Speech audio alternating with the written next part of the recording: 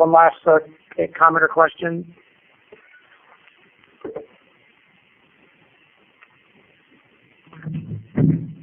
Okay, thank you, Corey. We'll move on. The purpose of this talk in December, we gave a winter forecasting tip presentation that was pretty well received, and there was request to do something similar in the warm season. I forget who specifically made the request. It might have been Pat Spoden. For whoever it is, if you're listening, thank you, and I apologize for not remembering. But the idea is we're going to try and point out some recent model changes and other issues that the NEG has uncovered in past warm seasons that are relevant to the forecasting of events with significant convection. Now, the disclaimer will be that we've had a lot of upgrades of models in the past year, and things are consistently evolving. But we'll try and talk about some storylines that we think are still relevant. 1 and 2, some major high-res model biases have been corrected in upgrades that have occurred since the last convective season. The first one is the mitigation of the warm-dry bias in the RAP and the HER. If you look at, this is back to the previous version, the 2-meter temperature bias with the old version, the red, used to have a significant warm bias, especially during the late afternoon hours. The new version is significantly reduced. And here on the bottom, where it used to have a big dry bias in the afternoon hours, again, the new version is reduced significantly. And that was implemented this past August, so this is in place and ready to go here as we move into the new convective season. The correction, there was I won't go through all of these, but it was a number of changes acting in concert, including data assimilation, the convective scheme in the RAP, the HER is obviously explicit, the microphysics, the boundary layer, and the land surface model. And so, whereas in previous convective seasons, the instability forecasts from the RAP and the HER have been pretty much unusable, the new version looks that the instability forecasts are going to be reasonable. And in this case from last year, you can see where every day the RAP and the HER would completely dry out the lower levels, and the resulting Cape forecast would be way underdone, not nearly as much of an issue in the new version. And a great case, and besides the Cape forecast, this also feeds back to the actual forecast of convective systems. And a great case, I'm taking slides here from the examination of the July 2015 Upper Midwest derecho that we looked at. And in a nutshell, when you have that warm, dry bias in the previous version, you would easily mix out inversions, eliminate convective inhibition, and convection would go everywhere. Whereas the new version is going to maintain any kind of capping inversions and such, and allow a much more realistic evolution of convection. And that's shown again with this case. The top here will be the old version. The bottom is the new version that's currently in place. And this is right at the start. You can see just through the spin up, the old version is starting to convect over a large area, where the new version is focused in the areas where there actually were storms. And then 1 hour later, the old version here goes boom. Things erupt basically everywhere, and it's not correct. The storms here are confined to west central and northwest Minnesota, with nothing really south of there. So lots of erroneous convection in the old version, and the new version, not perfect, but significantly improved. And that's because if you look at the soundings 1 hour in, the old version would wipe out any inhibition, and here you have a sounding that's almost ready to convect, whereas in the new version here for the same site, you can see this is not a sounding that is ready to generate storms. And if you look at the evolution of that system, again, here's the mature bow echo with a lot of wind damage. The old version, because it has storms everywhere, it can't organize into the actual forward propagating MCS, where the new version looks a lot closer to what the radar looked like. Even 14 hours later, the old version is a bit of a mess, and the new version, this is pretty close to what the evolution looks like. It has a pretty strong system, just having gone through Chicago. Now, all that said, there is still a bias in her, and really in most of the high risk values, they tend to run a little bit hot with too much convection. If you look here at the skill score, the new version in blue is an improvement over time. More importantly, if you look at the bias, the new version here in the blue, this is a significant reduction and a very high bias for reflectivity, generating a lot of scorns in the old version, and significantly reduced with time in the version that is now in place. The other big reduction is the reduction of the NAM nest wet bias. There was a very significant wet bias in the NAM nest that, with the upgrade that went in this past March, has been significantly reduced. The threat scores here, to look at the previous version of the NAM nest is the green, the new version is the purple. So you have a clear improvement in the the threat scores, but more importantly, if you look at the bias, the old version here of the nest at the higher threshold had a bias that essentially went off this chart, and the new version, while still having a wet bias, again, as most high-res models do, it is brought down significantly. If you look here at the sample case, the previous version, the intensities here of the maximum, there's a lot of 5, 6, 7 inch plus amounts scattered throughout this map that are significantly reduced in the new version. And one more example, I think this is from Jacob Carley. This is a case of a big precip event in May in 2015. Observed precip, previous version of the NAM nest here, really missing the area completely where the heaviest occurred, and the new version looking a lot more like what happened in the radar. Not perfect by any means, but big improvement. Again, some of the reasons, there's a number of reasons for the improvements, including microphysics, but the use of radar reflectivity in the analysis is a big help. And the nest used to basically spin up kind of a cold start, and now it has a data assimilation cycle. So if you look at the old version and the new 1 hour into the forecast, the new version looks a lot better.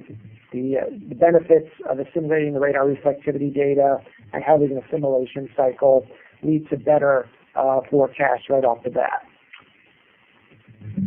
So this is something that I've found that a lot of our users don't know, but in our unified post-processor, we actually compute tape and SIN 4 different ways. Excuse me. One is surface-based, where you look at the most unstable level in the lowest 10 millibars. We have a 180 millibar best tape, and here we divide the lowest 180 millibars into 6 30 millibar average layers, and whichever of those 6 layers has the highest mean theta E, we lift that. We have a 90 millibar mixed layer tape. I talked about that we divided the lower atmosphere into those 6 30 millibar average layers. We take the lowest 3 of those, average them, and that becomes a parcel, essentially, that we lift. And then we have a 300 millibar best tape, where we lift the most unstable level in the lowest 300 millibars to account for those events where the lifted parcels are originating well above the surface. And all of these tape and SIN computations use the virtual temperature correction.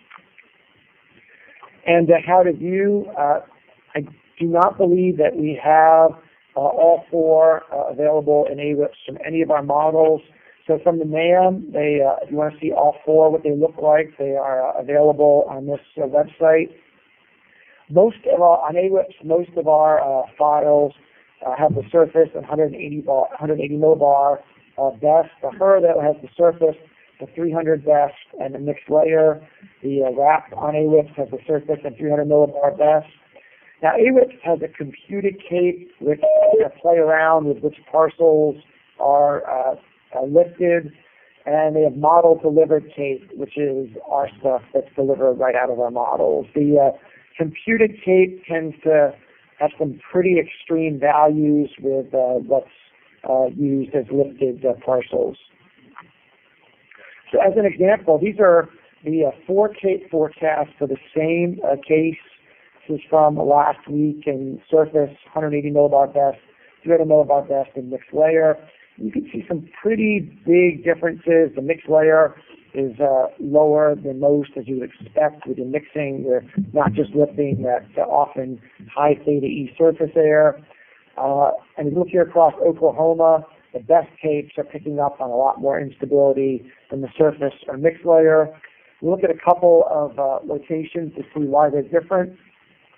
Look, this is Ardmore in southern Oklahoma, and here's what the sounding looks like at that time. You can get a sense that if you're lifting here from the surface, you have very little instability to work with, so the surface-based cape is minimal.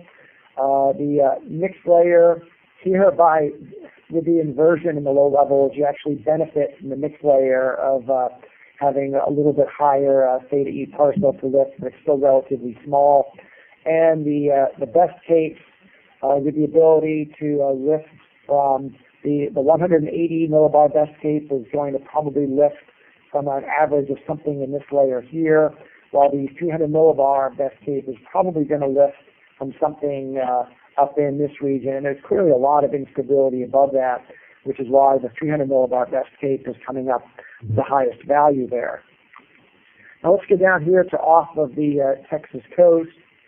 Now you have a sounding where this is what in the NAM, what the Steve Weiss is often referred to as the ankle-deep boundary layer, which we see here out of the water. Very shallow, moist layer. So as a result, the surface-based cape comes up with the highest value. And the 300 millibar best cape, which is looking again for the highest theta E and the lowest 300 millibars, is going to find it pretty quickly right here at the surface.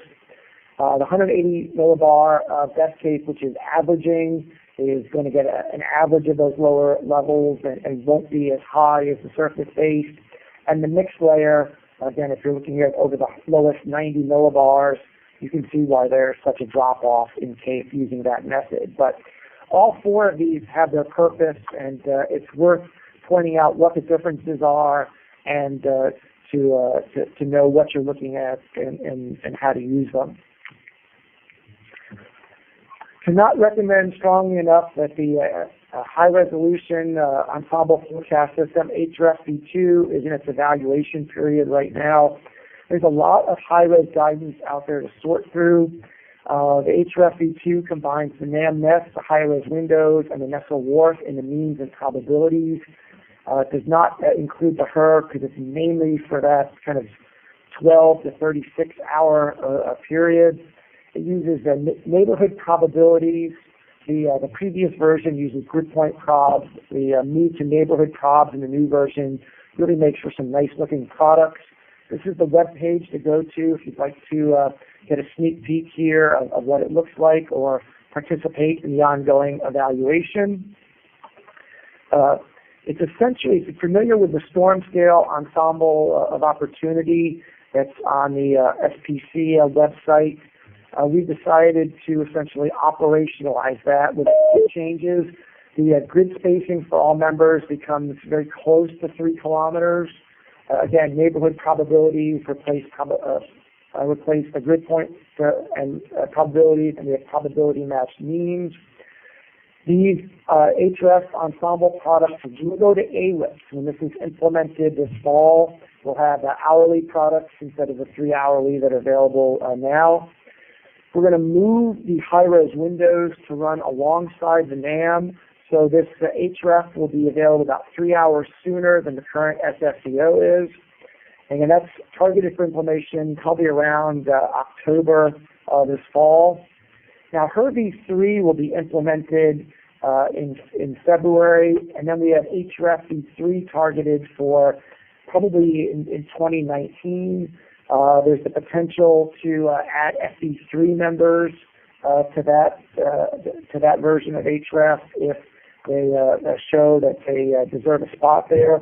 We also have the potential to add some of the extended HER runs. In the next version of the HER, we're likely to extend at least a couple of the cycles each day out to 36 hours. And just an example, this is from a case that we looked at a few weeks ago. This is the previous version of the HREF with the grid point probabilities, and the new version with the neighborhood probabilities. I have valid, for this case, valid 21, 0, and 3Z, and the observed radar on the right. This is probability of activity exceeding 50 dBZs. And if you look at the evolution here, the two corridors here of severe are captured pretty nicely by this HREF. Again, the SSEO was shown last year in the CLUE experiment for the hazardous weather test bed to be very hard to beat in terms of constructing a high-res ensemble. You have a number of well-tuned high-res models, and again, generating probabilities from them seems to be a pretty good approach here to figuring out how convective events are going to evolve. Again, just to show the membership, we have a high-res window for the ARW and NMB members, the NAM Nest, and essentially the Nestle Wharf, we're calling it member 2 ARW. We have always a current version, and then either a 12-hour-old member for the high-res windows or Nestle Wharf, and a 6-hour-old member of the NAM Nest. And the old cycles get about 75% of the weight of the current cycle. Okay, here's a tip that's worth pointing out. Beware the 0Z GFS moisture spike. The 2-meter dew points in the GFS tend to really spike around 0Z. So the instability parameters then get really inflated if you look at a snapshot at 0Z, and can give a bit of a false impression of the environment. There always usually is some moistening at that time of day, but it tends to be exaggerated in the GFS. Now, Tracy Dorian had shown some cases from earlier this spring where it looked like there might be some mitigation of this issue in the GFS. From what I've seen in recent weeks, it appears that's not the case, but we still need to look at that a little bit more closely. 21Z may be a better valid time to assess late-day convective parameters in the GFS. And here's an example. These are GFS 2-meter dew point forecast, valid 21Z, Ops GFS on top, and the new version, which is going to be implemented in roughly June at the bottom. Here's 3 hours later, and the boost in dew points here over a pretty large area is hard to miss.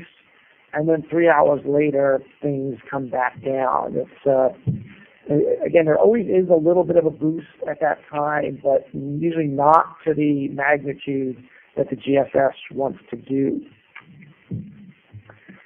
So another thing that we've noted in the megs is that, and we found this in a number of cases, that NMMB cold pools tend to be colder than those from ARW. Now, sometimes they're too cold, but sometimes they're right. Here's an example in a case from last year with the 2 high-res windows. There's a convective system here moving across Oklahoma. A hint of the cold pools here in the ARW, probably not quite cold enough, while the NMMB really puts the cold in cold pool here. It's got some temperatures into the upper 30s here behind this convective system, which is almost certainly too cold. But in the Georgia high-risk day a few weeks ago, we had some big convection moving across North Georgia and South Carolina during the morning hours, big delays at Hartsfield. We looked at 21-hour 2-meter temperature forecasts, valid 21Z from a whole bunch of models. You can see here in the obs there was notable cold air from that convective system across North Georgia, a lot of South Carolina and western North Carolina. And the models that really got the strength of the cold pool correct were all NMMD. the parent NAM, the NAM nest, and the high-res window. So in this case, the colder cold tools that the NMMB members like to generate actually worked out fairly well. But the ARW tends to organize propagating storms better. Now, again, we really need to visit this in 2017, now that we have new versions of the high-res windows that are going to be implemented this fall, and with the new NAM nest that's gone in March. But in a case here from, this is actually a couple of years ago, we had a severe convective system in the morning racing across East Texas into western Louisiana. The ARW members here on top all had some kind of organized system approaching that area, while the NMMB runs were all much more disorganized and slower. And we had a case last year with the big Houston flooding, where high-res NAM tended not to organize things as they did. We had a convective system moving across East Texas, and along the outflow boundary on its southern flank, cells trained into the Houston area caused a lot of flooding. The HER with the ARW was noticeably slow, but did correctly organize the system. Again, in older versions here of NMMB, we've seen a lack of the ability to really organize things, especially along outflow boundaries, and we'll see if that persists here in the new versions. The models generally ran moist in the spring of last year and then really dried out later in summer, especially in the GFS. And we'll have to see what this season holds. But just again, look at the evolution last year, and we'll keep an eye on that this summer. This is soil moisture from the NAM on top, GFS on bottom, June 1st on the left, and then August 1st on the right. Things were really moist across a lot of the plains and Midwest in the spring. And then both the NAM and GFS really dried things out on the plains, with the GFS really drying things out on the plains. And as a result, as we went into summer last year, the northern plains really dried out in the GFS. This is 2-meter dew points, RMS on top and bias on the bottom. And in purple here, the GFS, you can see the introduction here of a pretty significant dry bias as we went into summer. Same thing in the southern plains. They were both, NAM and GFS were running moist in the spring. The NAM then came down to a pretty reasonable bias in the summer, while the GFS went pretty dry. Now in the Midwest, they were both extremely wet in the spring. As we went into summer, they dried out, but were still too moist. And same thing in the lower Mississippi Valley. They both started so wet that as they both dried out, they were still running a bit moist by the end of summer. And you can really see that here. If you look at 12-hour forecast versus OBS here in the GFS, the 12-hour sounding here, the observed in the GFS in solid, and the dashed the dashed is the GFS, the observed are the solid. You can see warm and noticeably dry in the GFS. What tends to happen is that we see a really rapid onset of deep mixing in the GFS. If you look here at this case for North Platte, Nebraska, 6-hour forecast, NAM and GFS, not terribly different. GFS a little bit deeper with the TDL, but 3 hours later, the GFS really mixes things out. You get a much deeper and drier PDL. So each year is different. In 2015, the dry bias kicked in a lot earlier in the GFS. And last year's GFS upgrade had some changes to mitigate this issue, and they helped to some extent. But again, later in the summer, we saw a dry bias emerge on the plains. The new GFS version in June will have more changes. There's some indications of improvement. Again, I know Tracy has looked at more soundings than she ever would like to look at in her life, and has pointed out some cases where things are better. So this is something we'll have to keep an eye on as we go through the summer. Now this builds on what Corey said earlier, his really nice look at that Oklahoma case with the morning MCS. The question, are newer HER runs better than older HER runs? We get them coming in every hour. We often get the question, should we weight the new runs a lot more? Not necessarily. As in Corey's case, we see cases in which older runs are better if they start from an uncontaminated atmosphere, while the newer runs have to initialize ongoing activity and often don't do as well. If all things are equal, if you don't have a system ongoing, in my opinion, the new runs are usually better, but some time lagged weighting is usually a good idea, and that's what GSD is trying to do with their hurdle, the HER time lagged ensemble, which is available on their website. So again, here's the case that Corey showed, again, where the older, the cleaner run that was able to develop things from a clean slate had a much better forecast than the runs that try and assimilate an ongoing system. But here's a case where we didn't have morning convection, at least in Nebraska. We had mid-afternoon development of an isolated major supercell in northeast Nebraska. And for this case, the newer runs correctly sniffed out the threat. And what we had with that storm is this was a famous twin tornado supercell in northeast Nebraska. And in this case here, I have 14, 15, 16, 17 Z HER cycles. And if you look at northeast Nebraska, the earliest cycles don't have it. But as you got closer to the event, the newer runs with the newer mesoscale details for the environment there sniffed out almost to the county where a major supercell would evolve in northeast Nebraska with a few hours of lead time. Now, this tip is that for events where morning convection may influence instability later in the day, the high-res guidance really needs to be looked at to if you want to assess the instability. The coarser models that have convective schemes generally can't generate the correct cold pool, and they're going to have way too much instability in areas where it's been wiped out. And the stress severe parameters are less useful on these days because its members also are not going to have the cold pools that need to be there, and they'll show much bigger threat over a larger area. And the case here to show, and this goes back to the high-risk day in Georgia a few weeks ago, where we had, again, that morning system really wiped out the Cape over much of Georgia, South Carolina, and North Carolina during the afternoon hours. This is the analysis from the RAP. The 21-hour NAM and GFS forecast, the parent NAM had a little bit of a hint that Cape would be wiped out here in northeast Georgia, northern South Carolina, but way overdone with the instability. So this region, GFS2, showing a significantly unstable atmosphere over a large area where it didn't happen.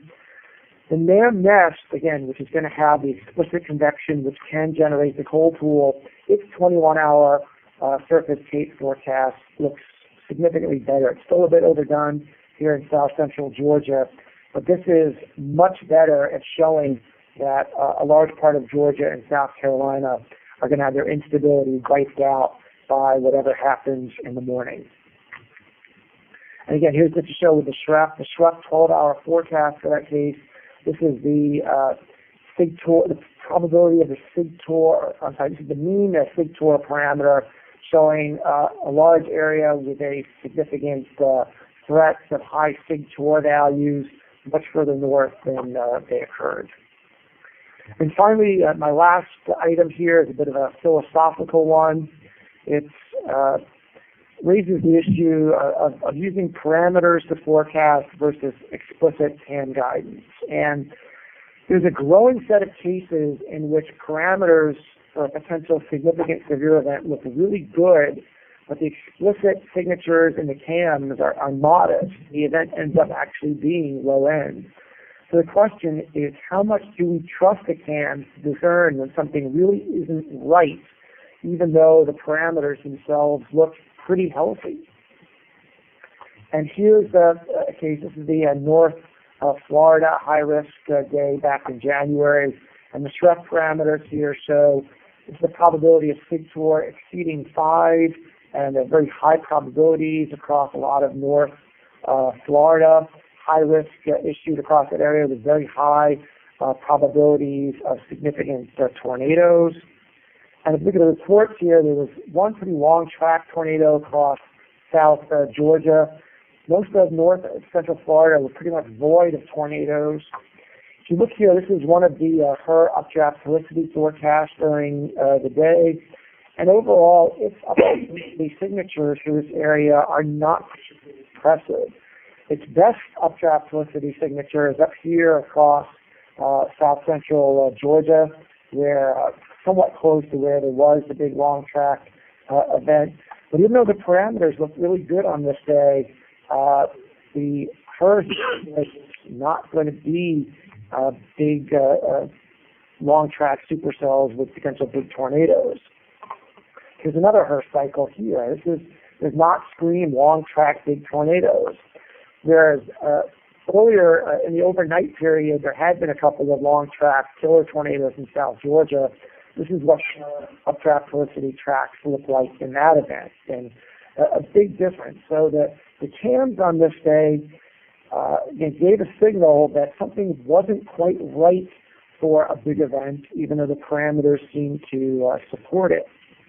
So I'm not saying at all that we should put full trust in the explicit details of the cams, but I towards the day where we can weight them a lot more. And certainly on days when the cam signals in reflectivity or updraft helicity don't seem to match up with what the parameters suggest, I think it's worth at least raising a few red flags about exactly what's going to happen. And I'll finish here with some final thoughts. There are some things I didn't include here. There are indications that the NAM, and especially the nest, tend to destabilize too quickly behind morning convective complexes. I want to take a closer look at that this warm season. Last year in the east, the NAM tended to be too unstable, while the GFS showed too little instability. The NAM tended to go gung-ho the lapse rates, while the GFS was underdone. The new version of the NAM seems to be better. We'll take a look at both the new versions of the NAM and GFS this summer.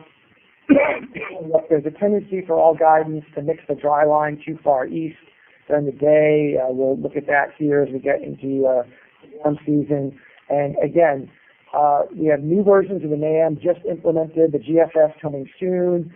New version of RAP-HER was implemented last August. A new version will be in parallel in a few months.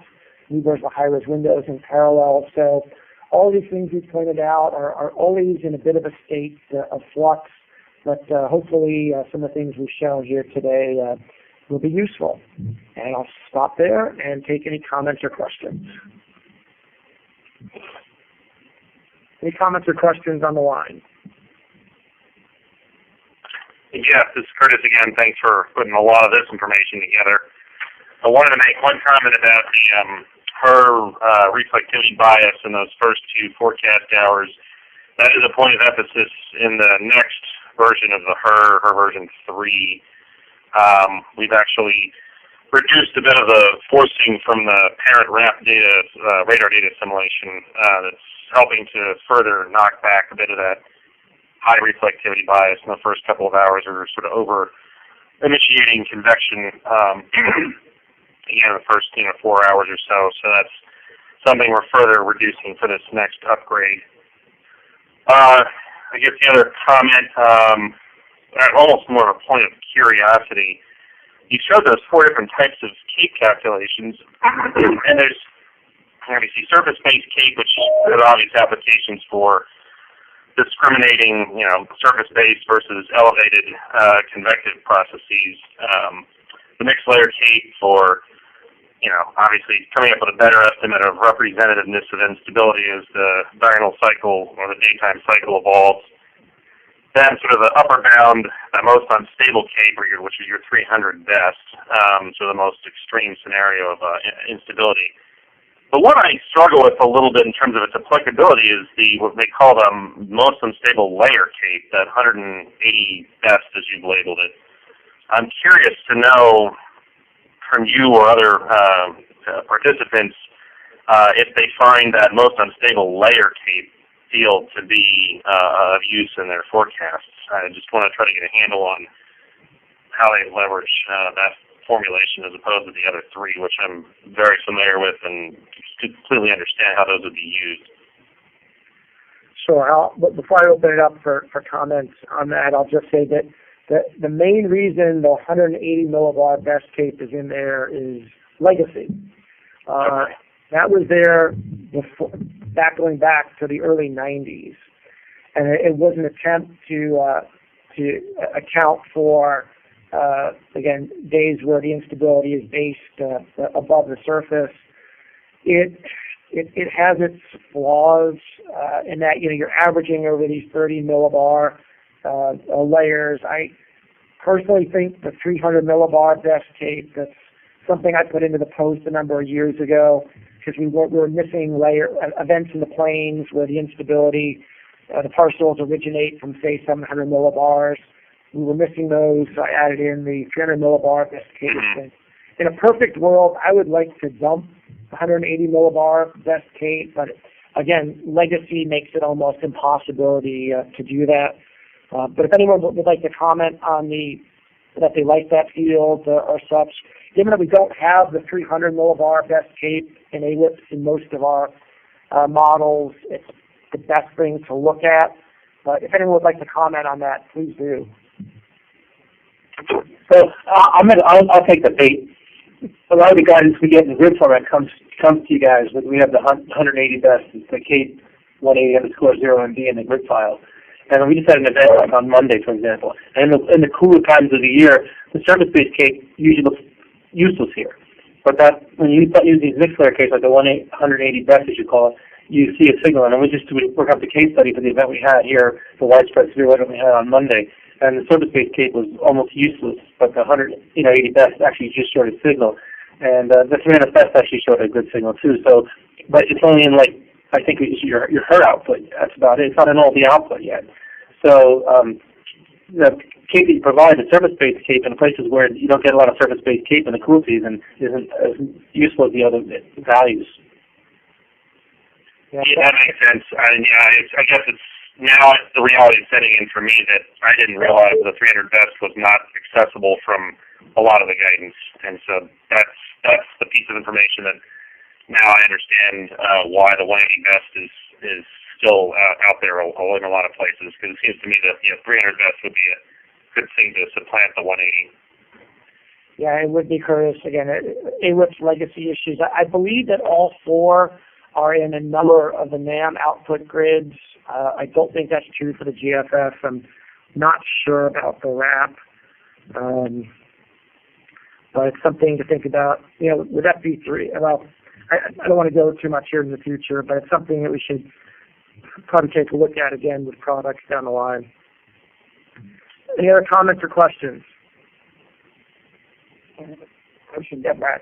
Is the 300 best based upon the most unstable layer, not based upon an averaging of layers? That's right. It's a model layer? Model layer, yep.